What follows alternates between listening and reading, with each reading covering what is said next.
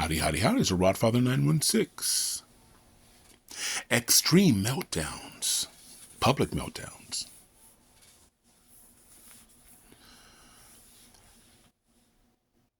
When we were kids, not all of us, we were young kids at elementary school, trying to figure our way out.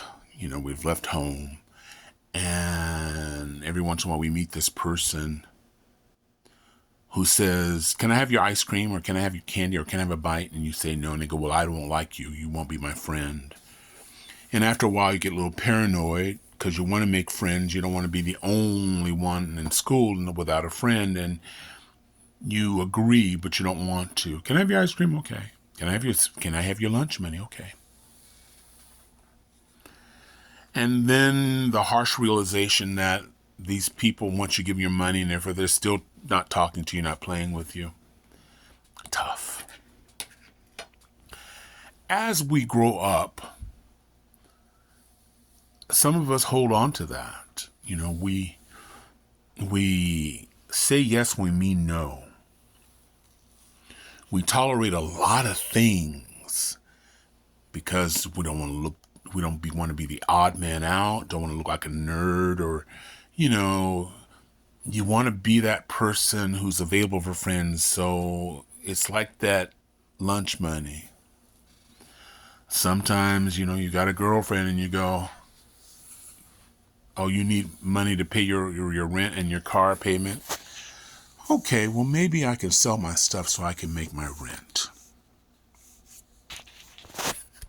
But at one point in life, most of us grow up and realize that's not a good thing. But I remember instances where I put myself in danger. 15, 16 years old, I got in a car with a group of guys, other 15-year-olds, where the driver only had his license for like 2 months behind of a wheel a Mustang on the rainiest, stormiest day up in the hills of up the hills of Oakland on Skyline Road. Winds, major winds. Meanwhile, he wants to show us his driving ability, so he's driving as fast as he can in this storm. And we could feel the car hydroplane, the whole 9 yards.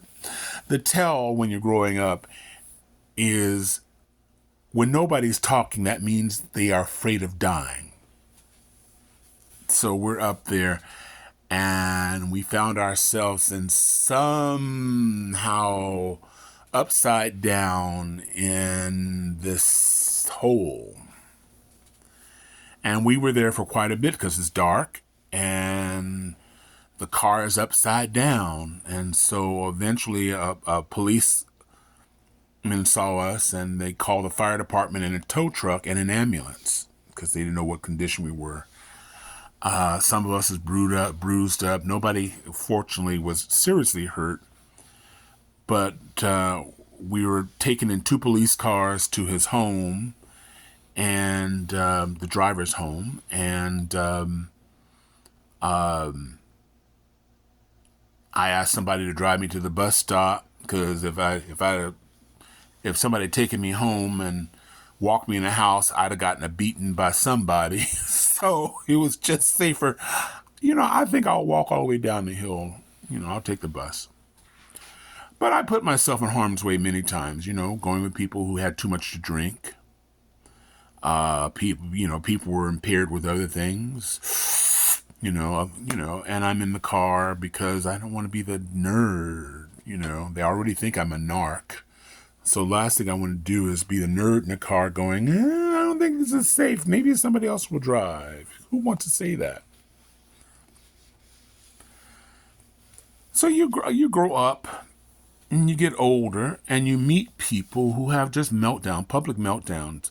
When you're a teenager, it's a sense of independence. I'm not letting some adult tell me what to do. I'm 17 and a half. I'm grown and nobody's going to tell me.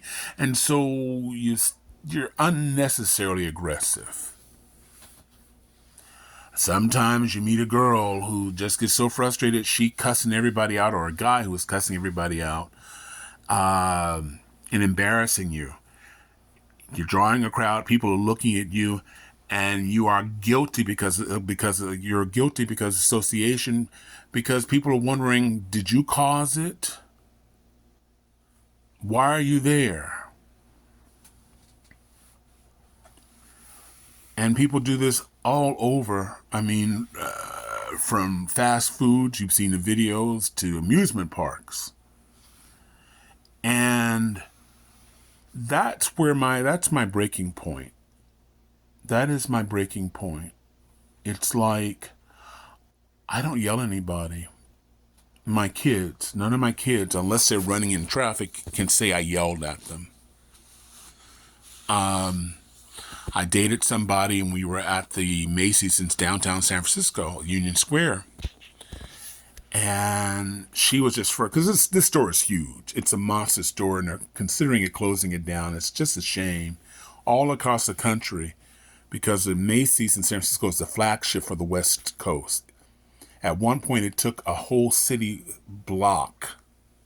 Massive, massive store. And so she was just having a meltdown.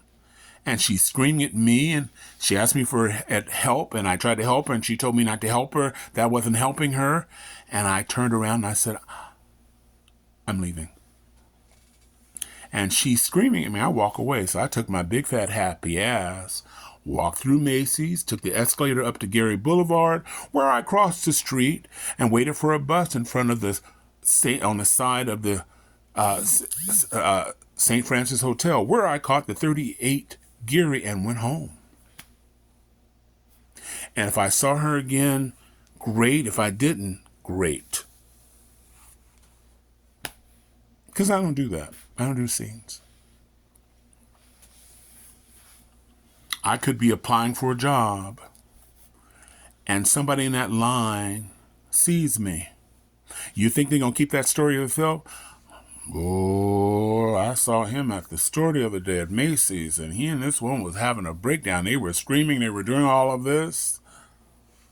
God's got a sense of humor. It's one of the things you learn, some of us learn, to think big picture. You never know who's there. And today, people have their cell phones, and it makes on YouTube, and there you are, in full color, HD. I didn't do it. Stop talking to me that way, bitch. Yeah. Don't think I'm going to get that job. But I'm curious for the people who have been in those relationships, are in a relationship where the person you're with, or maybe you're that person who loses control. Or if you're not with a person if you're with a person but you're not that person anymore, what did it take for you to end or stop being that person in a relationship with someone that volatile? I'm curious. You're safe here. No one will attack you. I will just delete them, because that's not what we do here. People can attack me. I'm fine. You know, I can handle it. But I'd like to know what you think. Meanwhile, I sure appreciate it if you on YouTube subscribe, hit that bell, ring my bell, ring my bell, ding dong ding, ah. Okay. Or like, subscribe, or share. But I'd like your opinions always. And I'm going to end here. And thank you for getting this far to the end. I'd really appreciate it. Please be well. And once again, always wishing everybody love, joy, peace, and happiness. The emphasis up right now is on peace and happiness, because you probably already have the love. Bye now. Thanks for watching.